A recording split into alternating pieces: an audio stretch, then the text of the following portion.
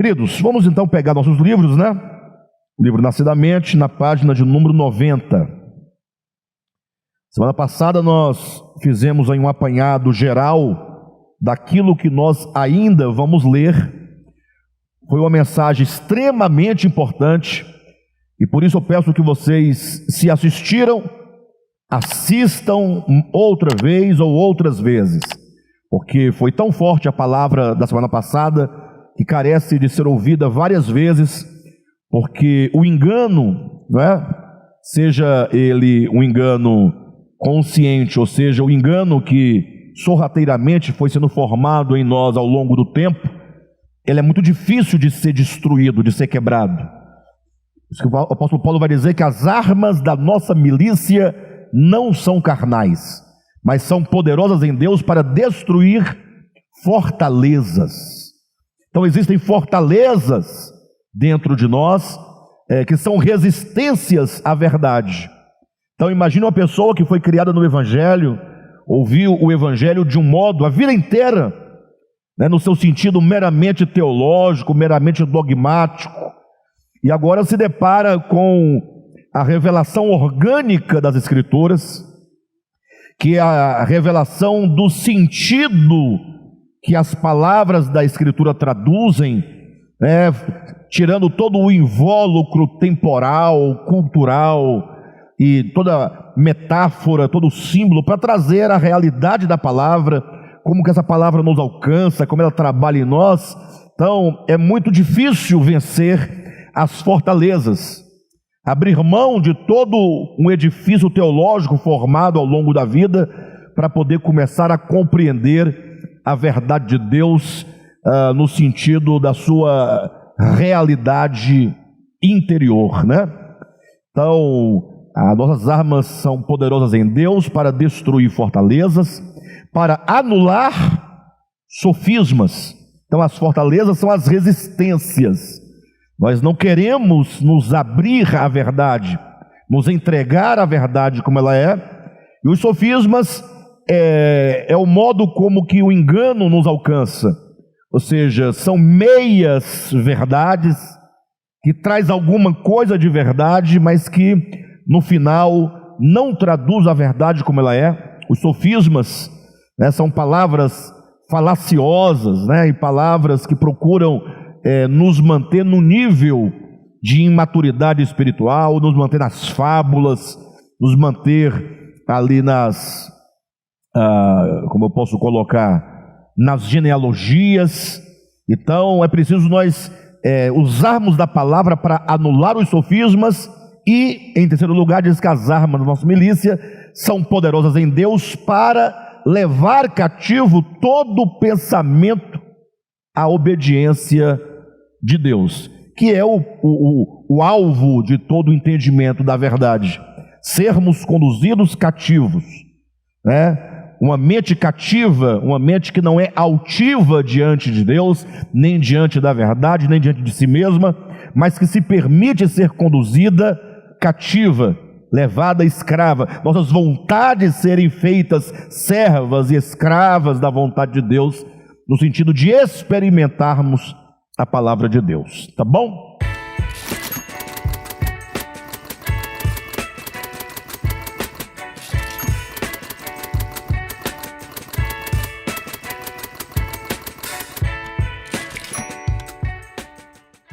Vamos aqui lendo o nosso livro, e na medida que nós vamos lendo, nós vamos então explanando. Lembrando que nós estamos agora na página 90, aí no último parágrafo, logo abaixo dessas 3 estrelinhas, e o que nós estamos tratando aqui é a questão do tempo, a questão do tempo, ou a questão da temporalidade de todas as coisas. Nossa defesa, já que o tema é sobre a redenção, é demonstrar como que a redenção é, por natureza, uma obra eterna, e que ainda que Jesus, que é o Cristo de Deus encarnado no tempo, tenha morrido na cruz, no Calvário, lá em Jerusalém, há 2000 anos, aquilo que aconteceu em Jerusalém, por maior que seja diante de nossos olhos, e de fato é um grande espetáculo espiritual, mas ainda assim não traduz a essência da obra de redenção, uma vez que o que nos redime não é a morte física de Jesus, mas é a morte do Cordeiro de Deus, que foi morto desde a fundação do mundo. Então, a morte real, que é eterna, ela aconteceu antes, ou que seja, desde a fundação do mundo. E o que acontece então no tempo? O que aconteceu há 2000 anos? Foi a manifestação pública, histórica e, portanto, pedagógica aos homens. Ou seja, quando os homens olham para o crucificado, no sentido de tudo aquilo que ele sofreu, mas não exatamente o sofrimento físico, há de se levar isso em conta. Porque se você pensar somente no sacrifício físico, é possível que você encontre na história pessoas que tenham sofrido muito mais no âmbito físico.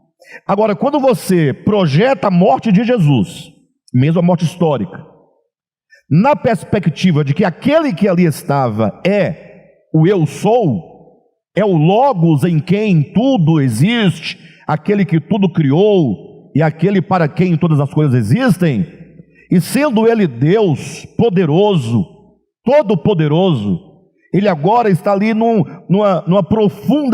profundo estado de esvaziamento de si mesmo, um estado de humilhação, como está lá em Filipenses capítulo 2, né?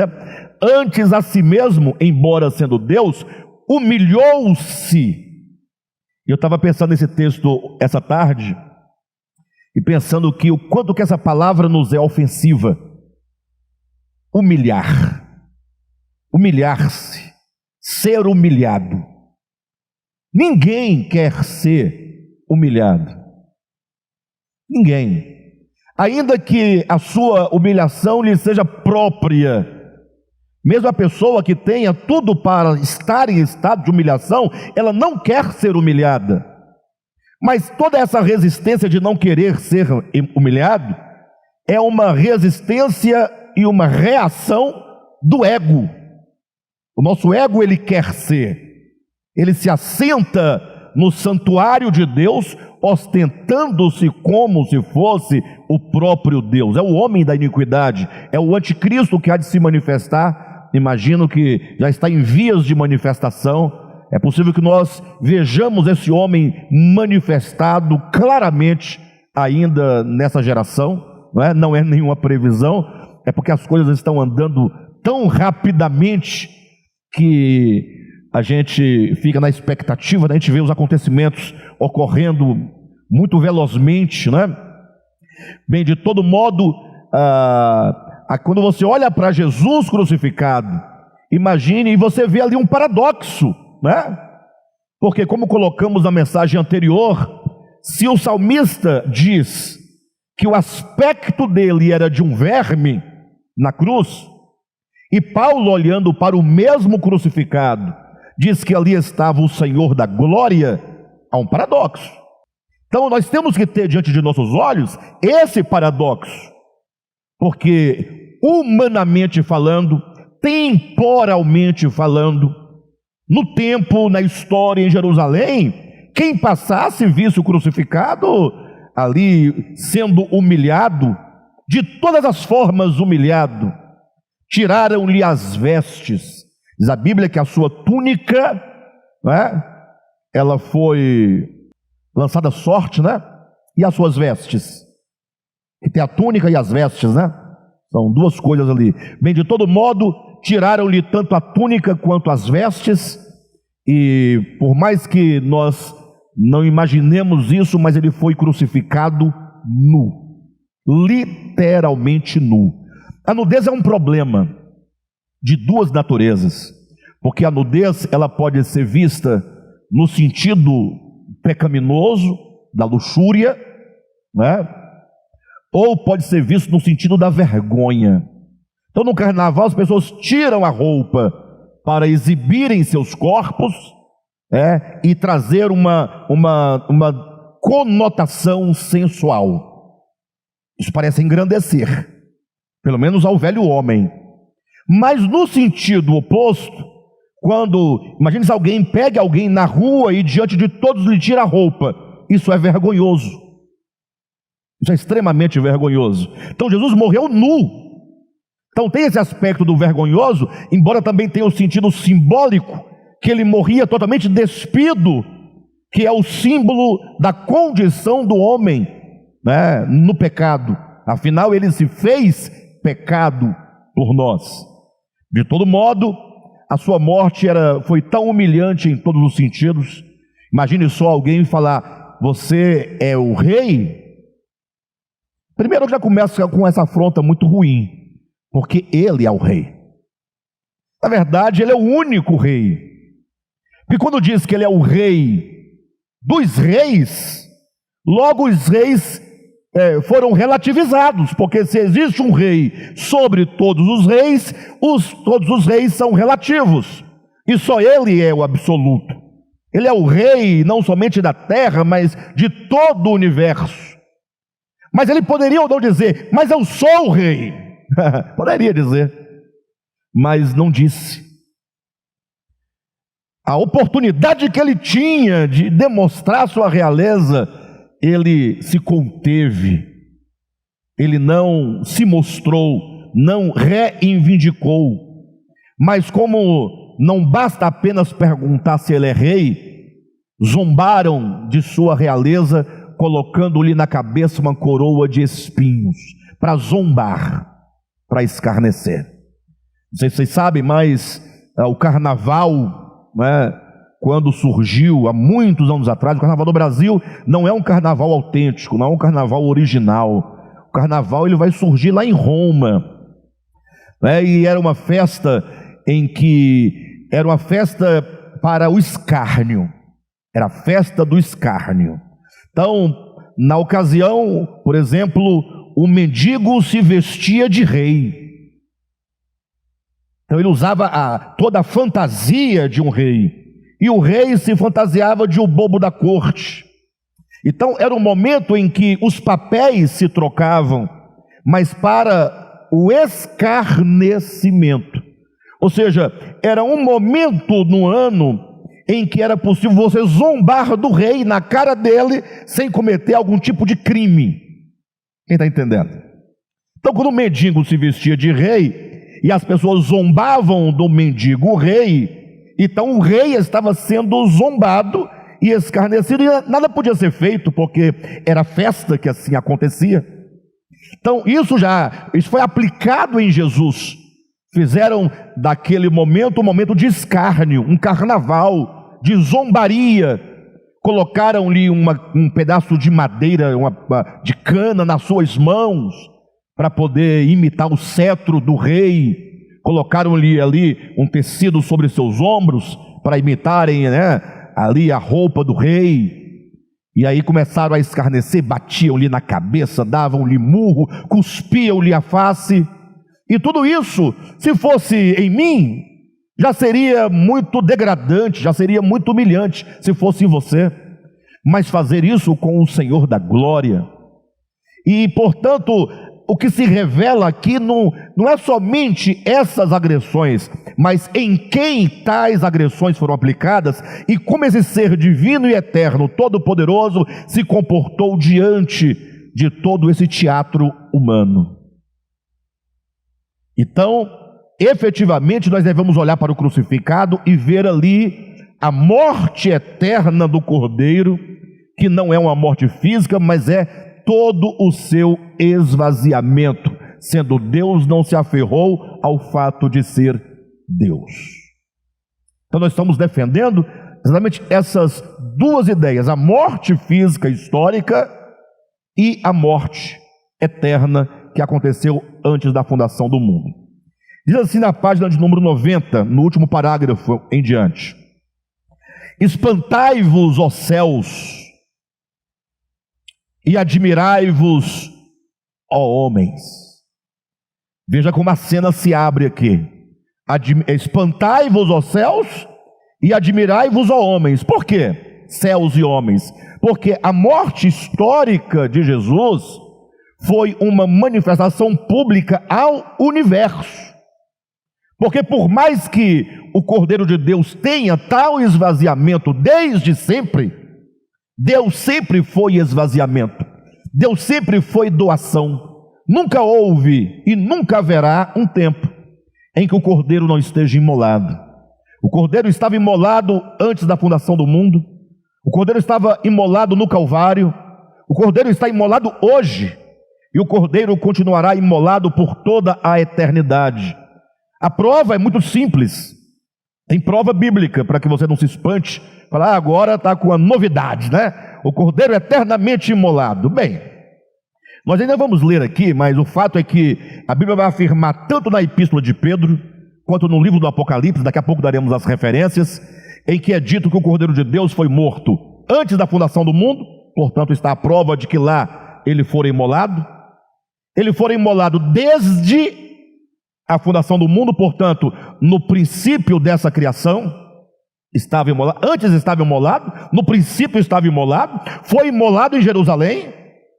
E quando João, no ano 100 da era cristã, há mais ou menos 70 anos depois da morte em Jerusalém, estava João na ilha de Patmos, quando teve a visão do trono de Deus, e no capítulo 5 de Apocalipse é dito que João olhou, ele disse, e eis que eu vejo assentado no trono, aí vem a descrição, no capítulo 4 de Deus o Pai assentado no trono, e no capítulo 5 ele diz, e eu vi o Cordeiro no meio do trono de Deus, recém-imolado. Ou seja, ele viu o Cordeiro com o pescoço imolado e o sangue ainda quente pingando. Ou seja, o que significa que mesmo depois do Calvário, no trono está o Cordeiro ali imolado. E este é o trono da eternidade. E portanto, por toda a eternidade, teremos o Cordeiro imolado. Agora, para entender isso, somente você tomando a ideia da morte no seu aspecto eterno. Porque no temporal, não. Pense comigo, no temporal ele morreu, não quando nasceu. Vamos pensar comigo. Quando o Cristo se encarna, ele se encarna ou ele morre? Ele se encarna, segundo a teologia convencional. Quando ele está lá no templo, aos 12 anos, ele está ensinando os sacerdotes e escribas ou ele está sendo imolado? Ele está ensinando. Quando ele está ali nos 3 anos de ministério, falando aos fariseus, aos escribas, aos saduceus, a Nicodemos, a mulher samaritana, aos discípulos, às multidões, ele está pregando ou está sendo imolado? Está pregando. De acordo com o aspecto meramente histórico, ele é morto ao cabo dos 33 anos de idade. E a sua morte teria durado, pelo menos uma noite de julgamento, e depois toda a tortura que ele sofreu até as 3 horas da tarde, e ponto, teria acabado ali a morte dele.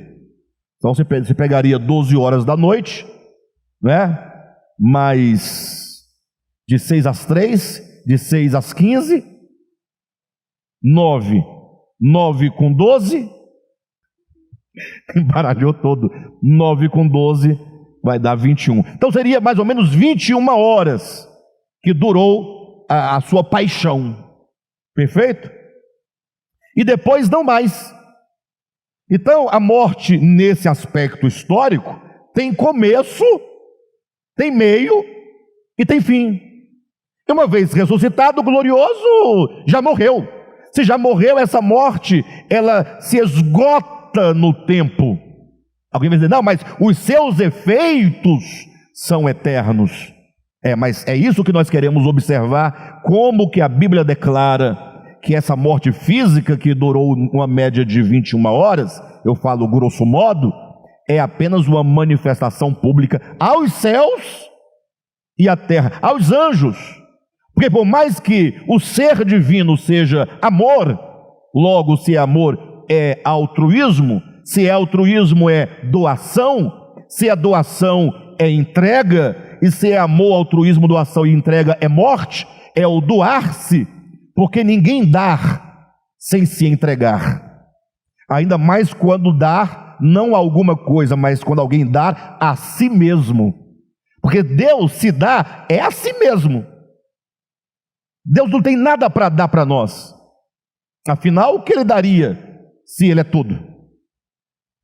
Imagina se Deus tivesse alguma coisa, um objeto, para dar para alguém, e isso negaria o próprio Deus, porque se Ele dá alguma coisa que não é Ele próprio, existe alguma coisa além de Deus. Logo, Deus não pode ser absoluto. Então agora os céus e a terra estão contemplando a cena do Calvário. São convidados a olhar para o Calvário para entender o significado dessa morte histórica, perfeito? Então diz: espantai-vos, ó céus, e admirai-vos, ó homens, diante de tão inusitada verdade. 2 pontos. Qual é a inusitada verdade? O Cordeiro de Deus foi morto desde a fundação do mundo. Nota 93, está em Apocalipse capítulo 13, versículo 8. Não foi no tempo, nem em Jerusalém, que o Cristo de Deus foi imolado pelos nossos pecados, mas foi na eternidade, na fecundação do mundo, que a redenção aconteceu. E aqui eu sei que ficou bem bonito e bem poético, mas a intenção não é nem o belo nem o poético, não é a estética, é a verdade que essas palavras traduzem. Temos que entender por qual motivo estamos dizendo: não foi no tempo, nem em Jerusalém, que o Cristo de Deus foi imolado pelos nossos pecados, mas foi na eternidade, tracinho, na fecundação do mundo, que a redenção aconteceu. Logo alguém vai perguntar, e deve perguntar, ou pelo menos deveria perguntar, qual é a relação da obra de redenção com a morte do Cordeiro desde a fundação do mundo e com a fundação do mundo. Esse é um aspecto que a teologia não costuma tratar.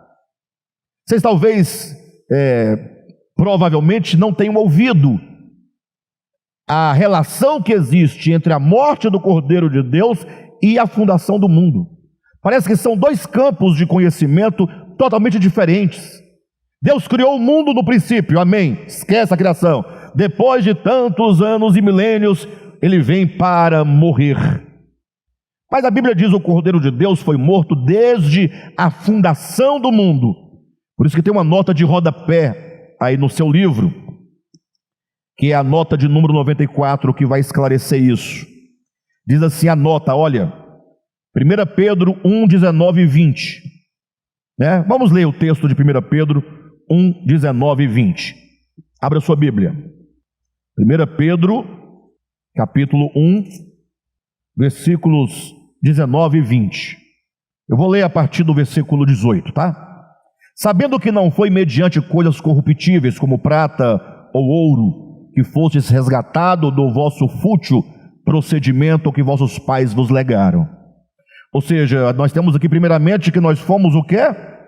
Nós fomos comprados, nós fomos resgatados. Ou seja, em algum momento Deus, Ele nos resgata. Nós nos perdemos, Ele nos resgatou. Nós fomos roubados, nós fomos extraviados, nós fomos sequestrados. E aí o Senhor falou: eu vou resgatar vocês. A ideia de resgate é exatamente essa. Quando uma pessoa é sequestrada, não é cobrado ali um valor para que a pessoa seja devolvida, não é cobrado o que mesmo que fala? Um resgate. Então esse é o sentido. Não foi com prata e ouro que nós fomos resgatados do nosso fútil procedimento. Ou seja, o que nos sequestra, o que nos rouba, o que nos tira de Deus são os nossos pecados. É o pecado que nos arrasta, é ele que nos rouba, é ele que nos sequestra, é ele que nos tira de Deus. Logo é preciso que alguém nos tire dessa força sequestradora que nos afasta de Deus. E o pagamento então para que socorra não foi ouro e nem prata. Continuando o texto, ele diz, versículo 19: mas fostes resgatados pelo precioso sangue. Pelo precioso sangue, vírgula, como de cordeiro sem defeito e sem mácula. Então, o preço é o sangue. Agora, vamos tomar um cuidado muito grande nesse momento, porque essa é a linguagem bíblica. Essa é a linguagem bíblica. Imagine só para vocês entenderem. Quando a Bíblia fala lá naquele texto em que havia uma mulher com um fluxo de sangue, que sofria dessa enfermidade há 12 anos. Interessante que na sequência, Jesus está andando, ele vai se encontrar com uma mulher, né, que sofria desse fluxo de sangue há 12 anos. Em seguida, no próprio texto, na construção do texto, ele vai então ressuscitar uma menina que estava morta. Quantos anos ela tinha? 12 anos.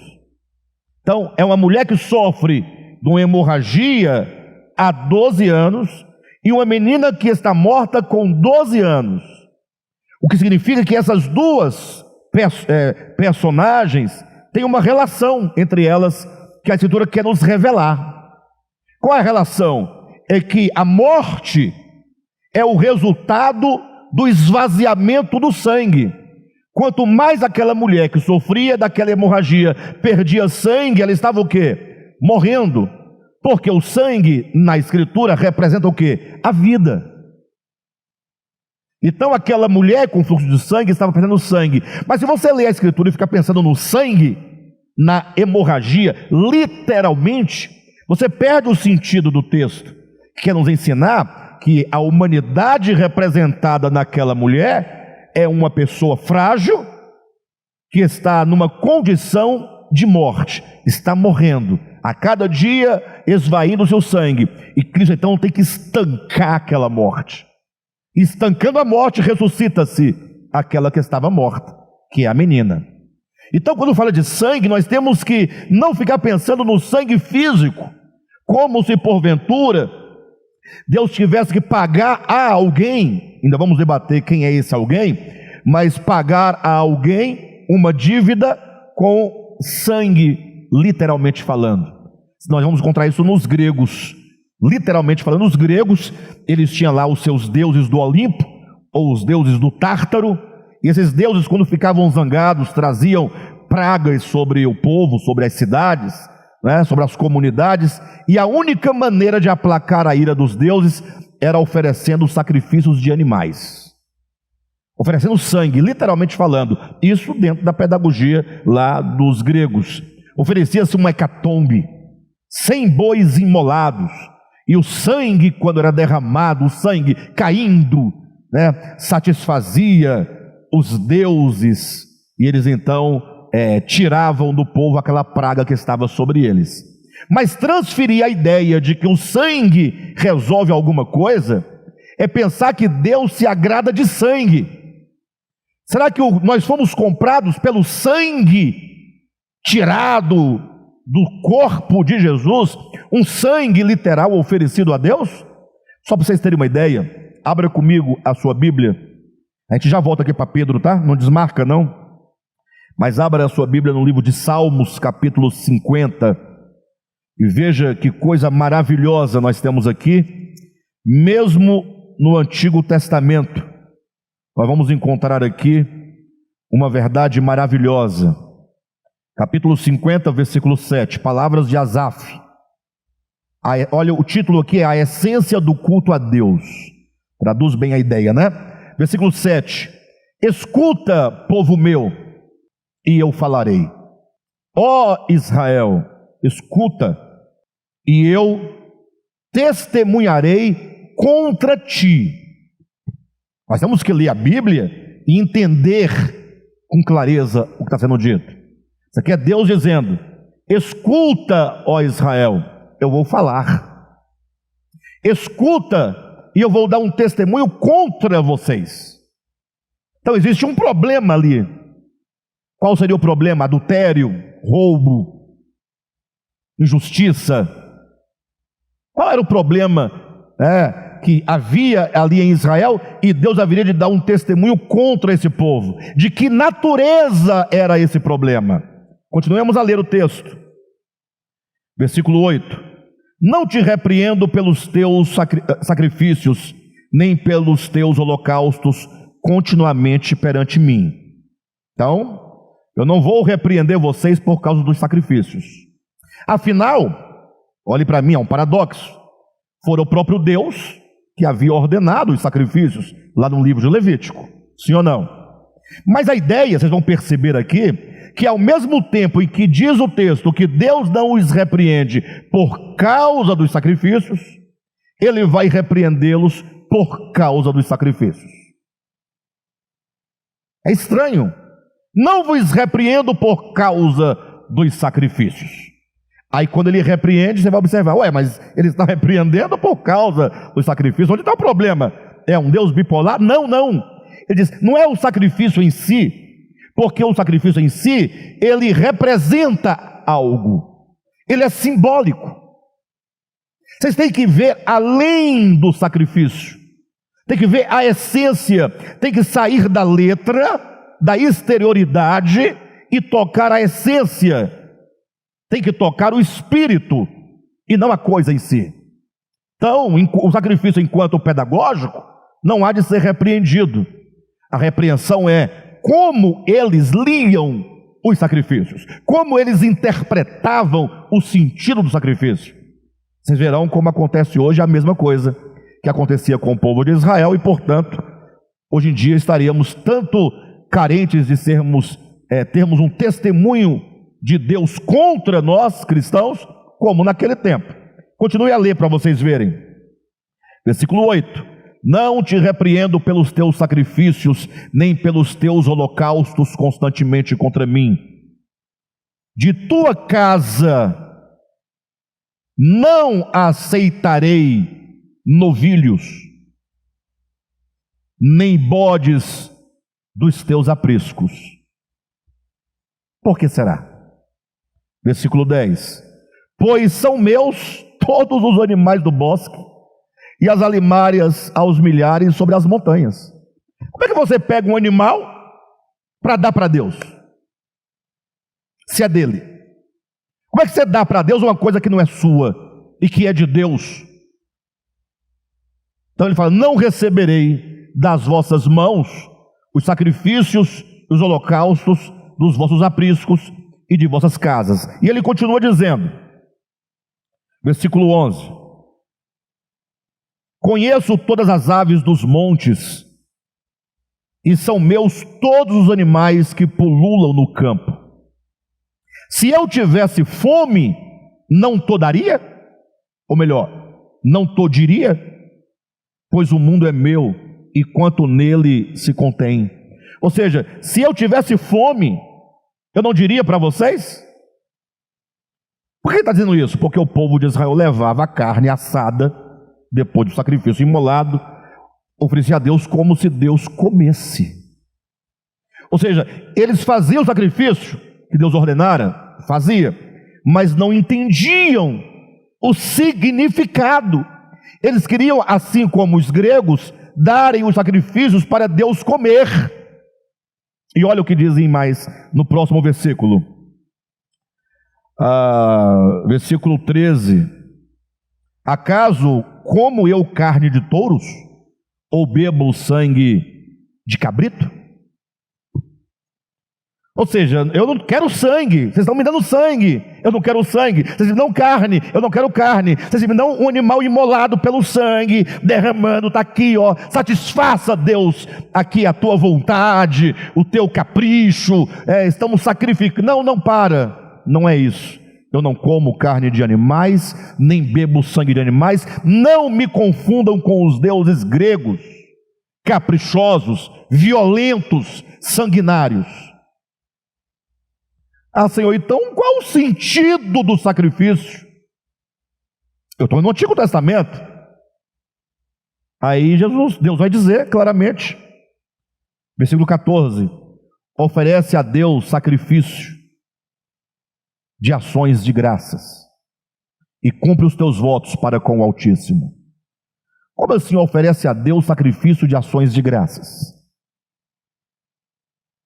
Sacrifício? É algum sacrifício, ações de graças? Ora, só é possível dar a Deus ações de graças se você morrer. Porque afinal, o que é dar a Ele as graças? É dizer que eu não fiz nada, eu não sou nada, eu não tenho nada. Logo, graças a Deus por todas as coisas. Rendemos-lhes graças pela vida, pela existência, pelo ar, pela consciência, pela mente, pela força, pelo vigor, pelo trabalho, pelo alimento, pela família, pelos filhos, pela terra, pelos peixes, por tudo. Você tem que se esvaziar de qualquer pretensão, de qualquer arrogância. Por isso que ações de graças consiste em sacrifício. E é esse tipo de sacrifício espiritual que consiste o sacrifício, ou que deveria ser expresso ou exprimido nos animais que eram sacrificados no Antigo Testamento, e é exatamente esse mesmo sentimento e esse mesmo espírito que se vê no sacrifício de Jesus. O que é o sacrifício de Jesus?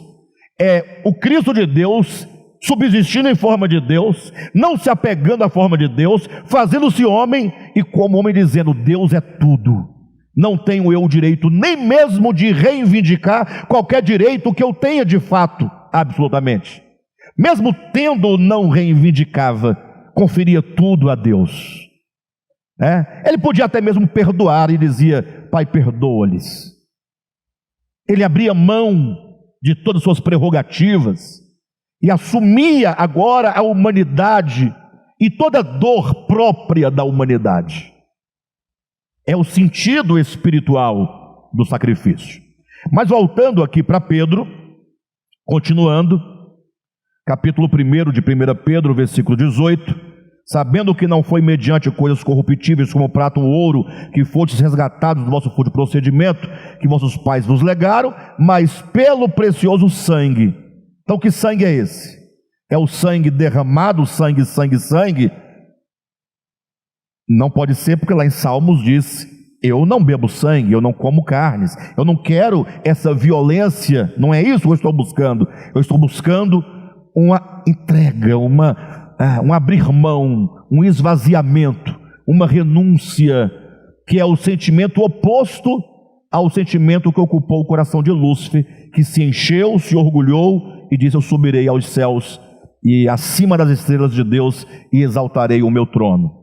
Por isso é dito, ainda no versículo agora 19: mas pelo precioso sangue, como de cordeiro sem defeito e sem mácula, o sangue de Cristo, conhecido com efeito antes da fundação do mundo, porém manifestado no fim dos tempos por amor de vós.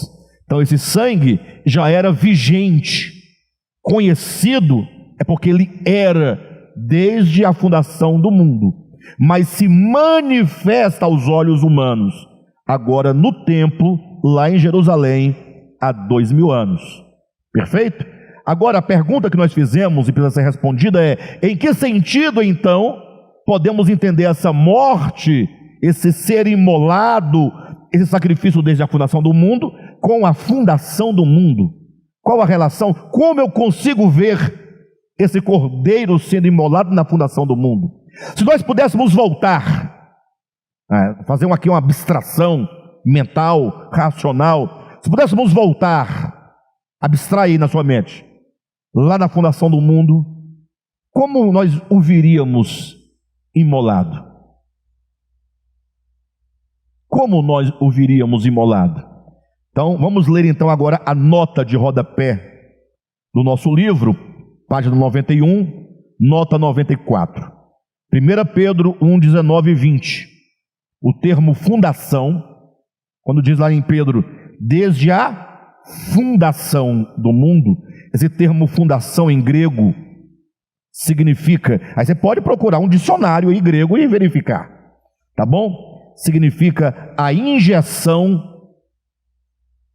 o ato de injetar ou depósito do sêmen viril no útero.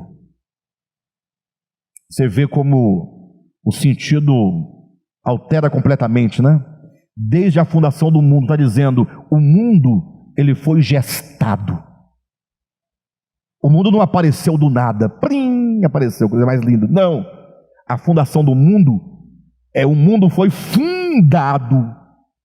Houve uma fecundação, uma injeção, um projetar de um sêmen viril para gerar o mundo. É lógico que essa aqui é uma linguagem, ainda que nós estamos traduzindo para o literal, continua a ser metafórica, mas é uma metáfora que melhor expressa do que a palavra fundação. Perfeito? Então, vamos continuar.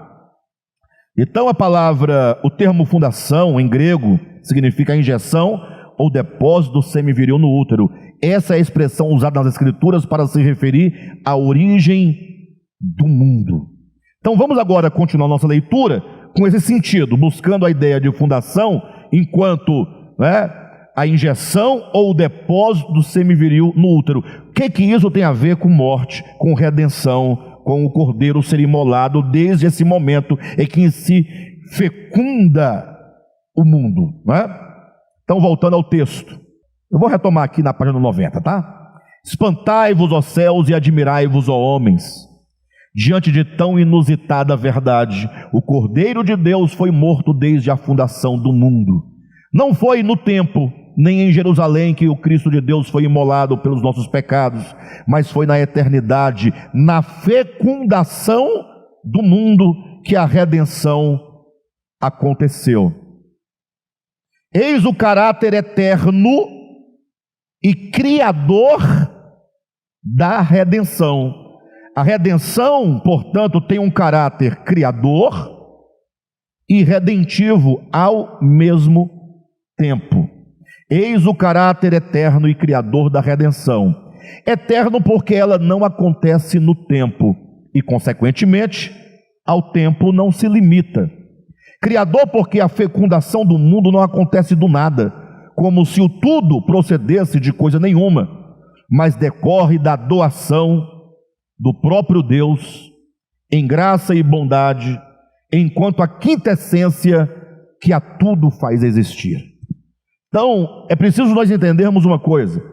Foi o Santo Agostinho que praticamente ele chancelou a frase, ex nihilo, ou creatio ex nihilo, criação do nada. Então é convencional no meio cristão vocês ouvirem dizer, Deus criou tudo do nada. É verdade, Deus criou tudo do nada. É verdade, Agostinho não está errado. O problema é que quem toma de Agostinho, essas palavras, não conhece o pensamento de Santo Agostinho. E aí a gente pensa que a expressão de Agostinho está clara para nós. Tudo do nada, pronto, está feito. Tudo do nada. Plim, apareceu, foi aparecendo, uma varinha de condão, plim, plim, plim, plim, aparece cobra, aparece sapo, aparece mosquito, muriçoca, carrapato, saci. Não, para de bobagem. Não. Quando Santo Agostinho falou que Deus criou tudo do nada, ele queria dizer que a criação que Deus traz a partir de si mesmo foi trazida quando nada havia. Ou seja, de nada Deus dependeu para que a criação viesse à existência, senão somente de si mesmo. Então, assim, é uma expressão correta, mas que só ganha a clareza adequada dentro da obra de Santo Agostinho. Só a frase não quer dizer, a frase nos engana, ela é isolada. Nós temos que ler, que estudar. Quando Agostinho diz que Deus criou todas as coisas do nada, ele quer dizer, de nada Deus se apropriou para trazer a criação, porque nada havia. Logo, de onde veio a criação? Do próprio Deus. A criação enquanto uma manifestação de Deus. É muito complexa essa ideia, o tempo já está acabando, mas eu tenho que explicar para vocês entenderem em que sentido podemos entender a criação enquanto emanação de Deus. Porque logo vão nos acusar de panteísmo.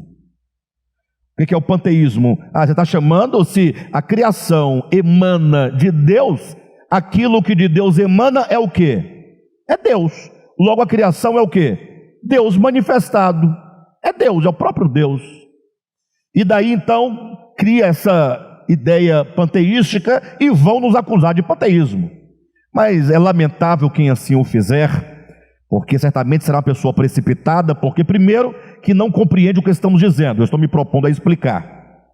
E segundo, que essas pessoas ao acusarem, elas se negam a querer entender e a querer compreender. Elas simplesmente acusam e ponto, final.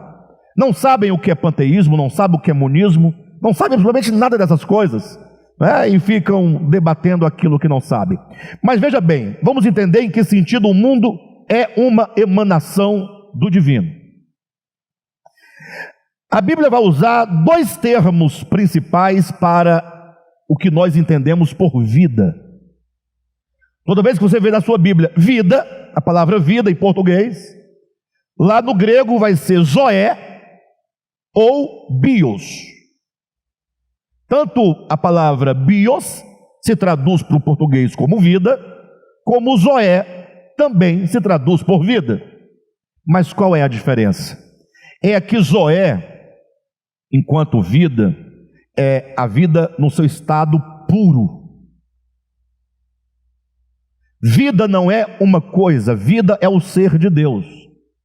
Eu me recordo daquele texto lá de João capítulo 6, quando Jesus fala: assim como o Pai que vive me enviou, e eu igualmente vivo pelo Pai. Hoje nós temos aqui uma vida subordinada. Se Jesus vive pelo, é subordinado. Ou vocês vão negar isso? Não tenha medo de pensar, tá, queridos? Eu sei que vem 1 milhão de coisas na cabeça de vocês, mas é Jesus que está dizendo. Agora, e o Pai vive por meio de quem? O Pai vive. O Pai vive. Ora, qualquer coisa para viver tem que ter vida, ou não? Porque o que faz a coisa viver é a vida. Se o Pai vive e o Pai não está subordinado a nada, ele está estável em si mesmo, então ele é a própria vida. Deus é a vida, não tem conceito melhor do que esse. Só que essa vida que é Deus, que é a divindade, esse zoé, é a vida no estado puro, cristalino, intocável, inatingível, impossível de alguém tocar essa vida tão pura e tão plena. Uma vida que está totalmente estável. Só que agora essa vida, na sua dimensão inatingível e inalcançável, ela se desdobra e se manifesta como criação. Vai surgir aí a palavra bios, uma vida, uma existência subordinada a zoé. Ou seja, vocês vão entender agora com essa metáfora. Pensem no mar, no oceano, bem calmo. O mais calmo que você puder imaginar. Sem nenhuma onda. Bem tranquilo.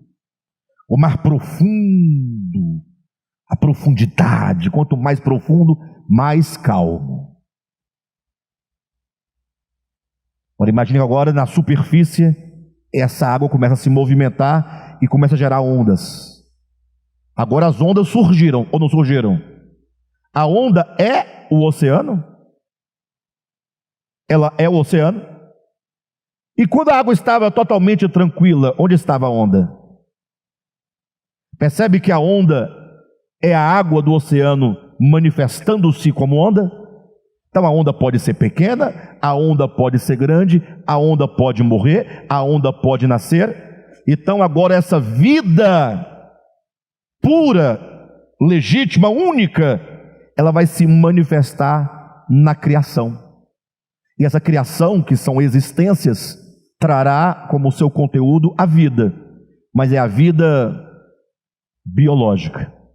E aqui está o grande problema do pecado. É quando o homem entende essa vida humana, eu vivo, eu tenho vida, e ele agora acha que ele tem vida própria. E este homem fala como o filho pródigo: dá-me a parte dos bens que me cabe. A palavra bens da do filho pródigo é o quê? Bios. Então, lendo a parábola do filho pródigo no sentido literal: dá-me a minha vida que me é própria, e eu viverei a minha própria vida. Mas essa vida sua, ela é bios, ela é uma manifestação temporal, ela nasce e ela morre. Por isso que essa vida temporal, essa existência temporal que nós somos, precisa de ser mergulhada na vida eterna, na Zoé, e nela permanecer para vivermos eternamente. Ninguém pode viver eternamente fora da vida, da base, da origem, da causa, do fundamento. Então, o mundo é criado tendo Deus como matéria. Agora, desculpem a palavra matéria, mas coloca entre aspas, não matéria, mas como a substância, como está aqui no livro, como a quintessência, não é, de todas as coisas.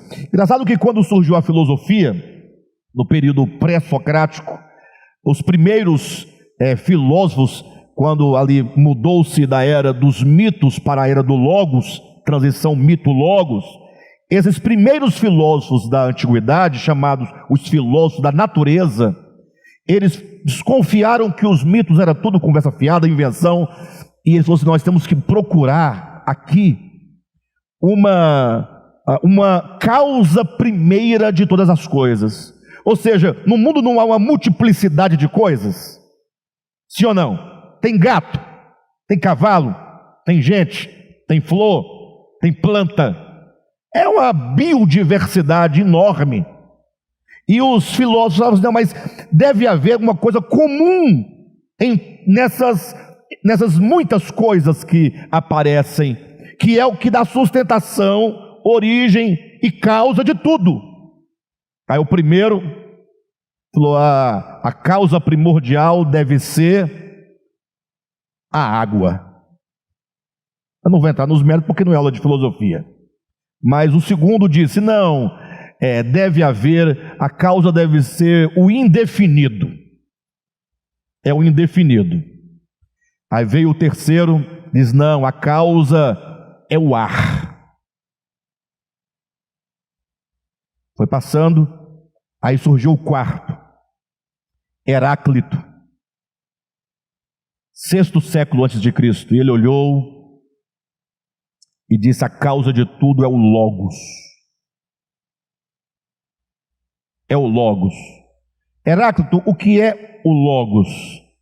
Ele falou: é uma razão universal, é uma consciência cósmica universal que dá origem a tudo, que a tudo sustenta, que a tudo alimenta, que a tudo organiza, que a tudo embeleza, que cria esse cosmo, como vocês o veem nessa perfeita harmonia.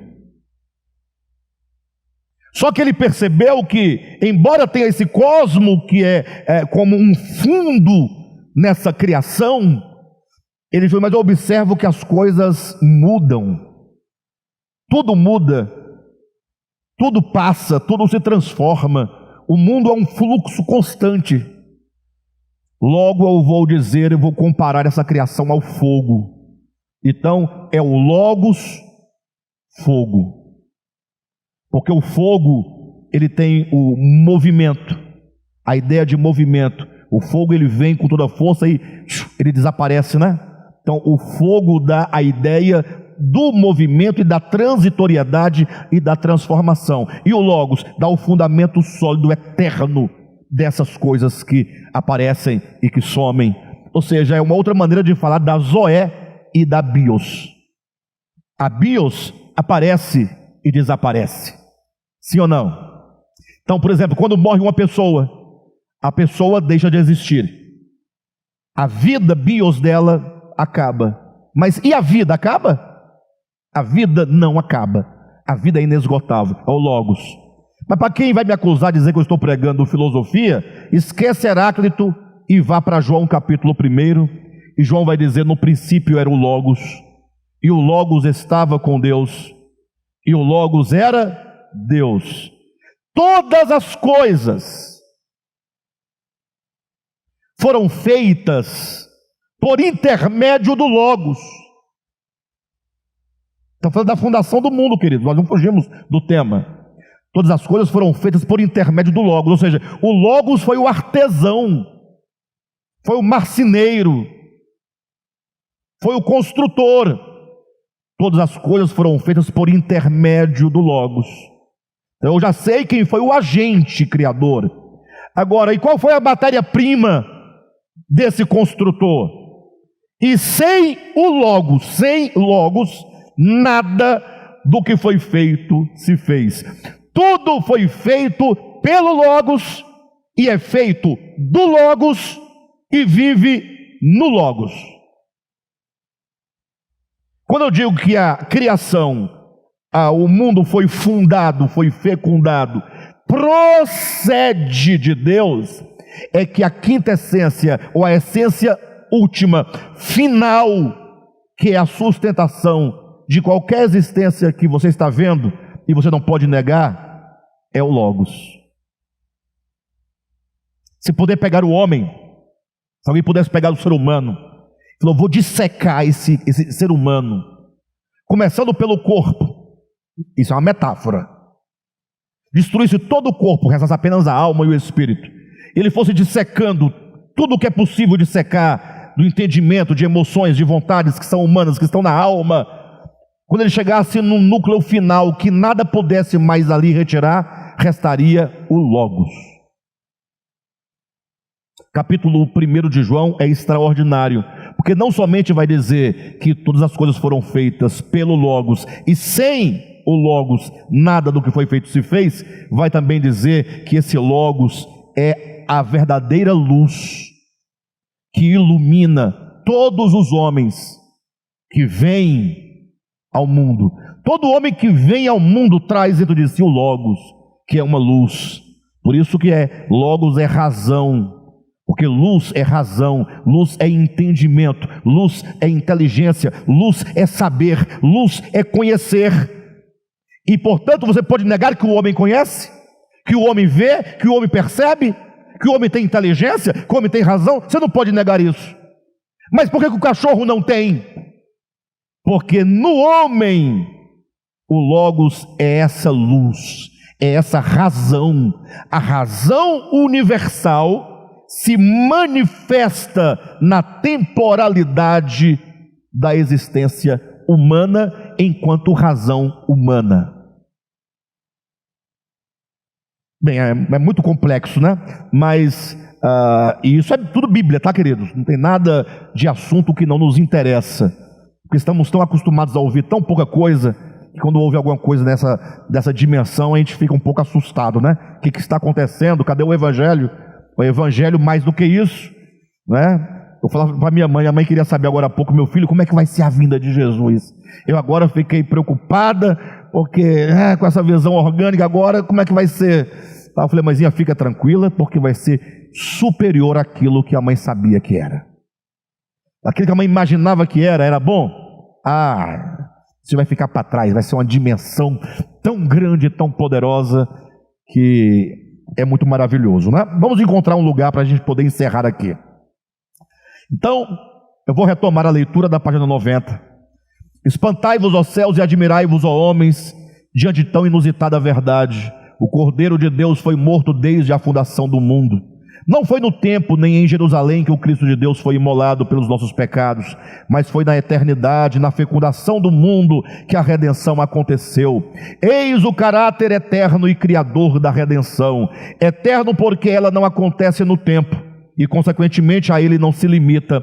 Criador porque a fecundação do mundo não acontece do nada, como se tudo procedesse de coisa nenhuma, mas decorre da doação do próprio Deus, em graça e bondade, enquanto a quinta essência que a tudo faz existir. Agora atenção para o argumento. Uma criança, vocês sabem o que é criança, né, pessoal? Pergunta besta a minha, mas não é besta, não é. É porque eu estou chamando a atenção de vocês para o óbvio. Perfeito? Vocês sabem que é criança, né, pessoal? Você fala, opa, peraí, eu sei mesmo? Você sabe, só que a criança é tão banal no sentido de que é tão costumeiro, é tão natural nascer uma criança, que nós não atentamos para a complexidade do que é. O nascimento de uma criança é algo extraordinário, mas está banalizado pelo costume da visão. E nós temos que sair da banalidade do costume para poder olhar a preciosidade, a complexidade do que é uma criança. É isso que eu quero chamar a atenção de vocês. Então diz o próximo parágrafo: uma criança não é gerada se um homem e uma mulher não se doarem mutuamente e de si não doarem seus gametas. Então, o que é o gerar de uma criança? É doação.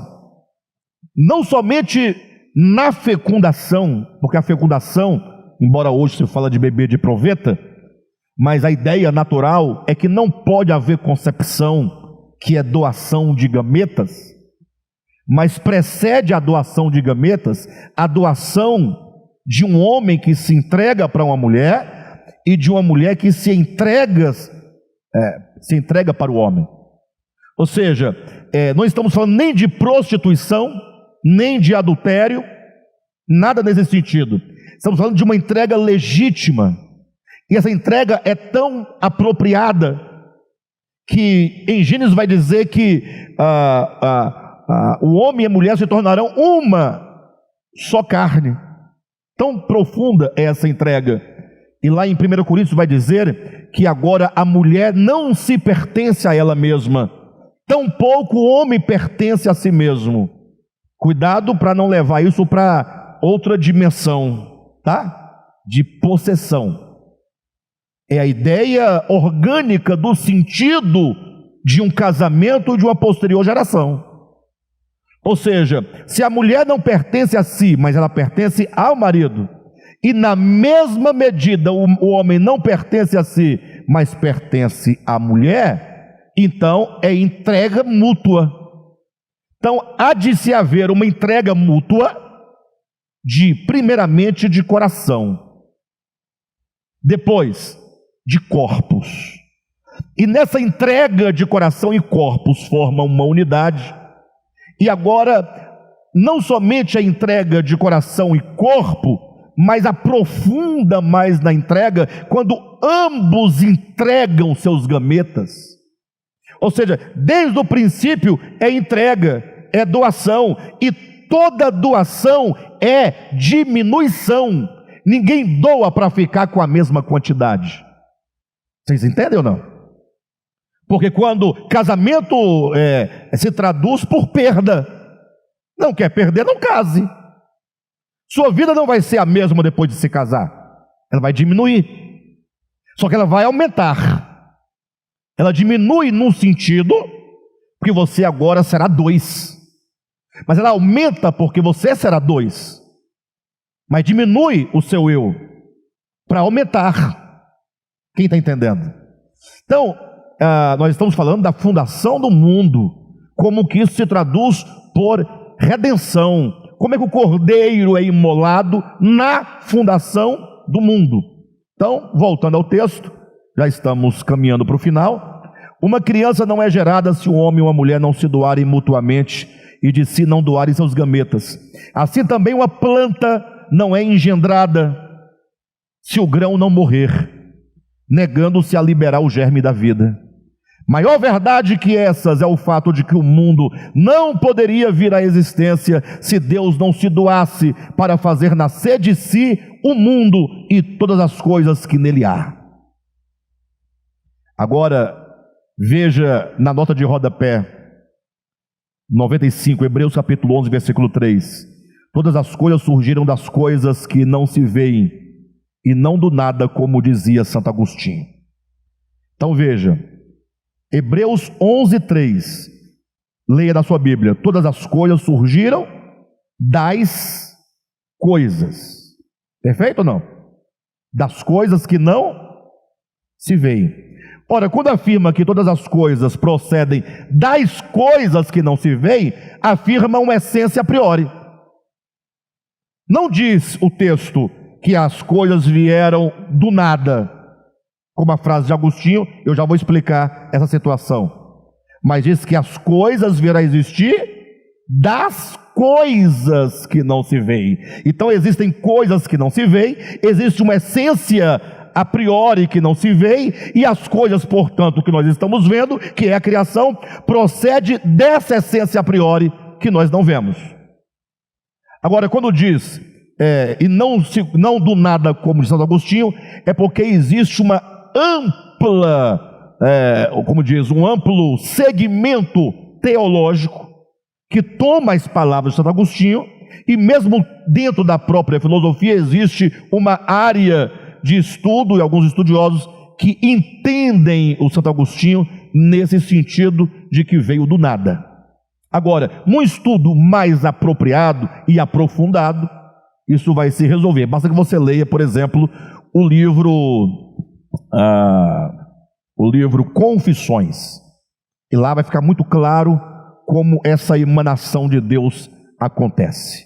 Perfeito? Então, aqui, nessa nota de rodapé, é uma crítica, primeiramente, a toda a teologia que interpreta Santo Agostinho dessa maneira.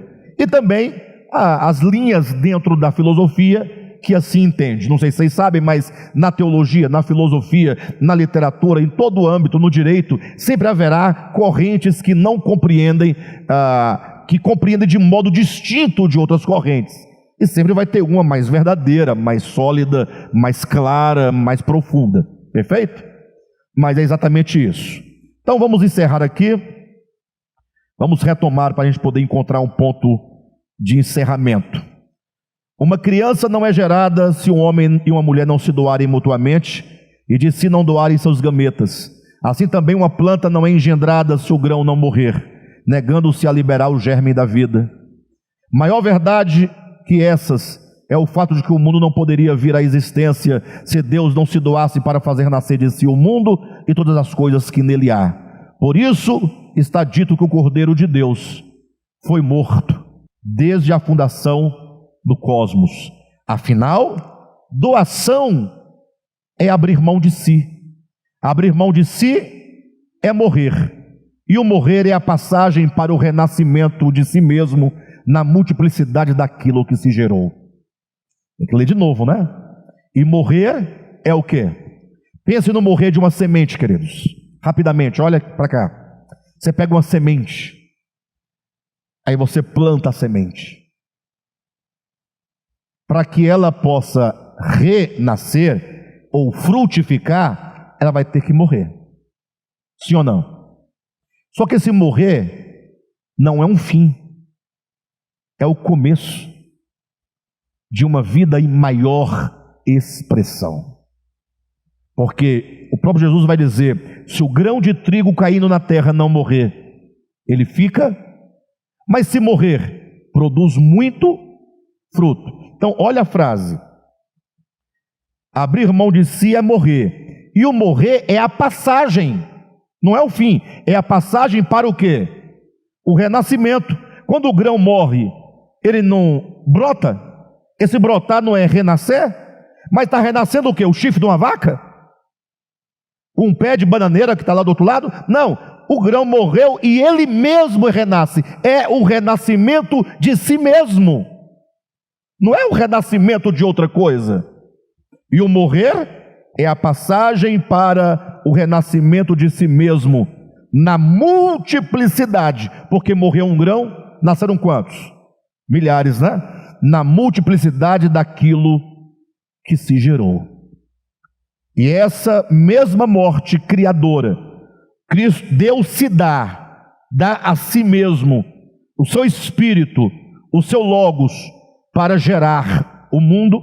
E essa mesma morte criadora, a mesma morte criadora, é que nos redime no tempo de todos os nossos pecados, para que possamos o quê?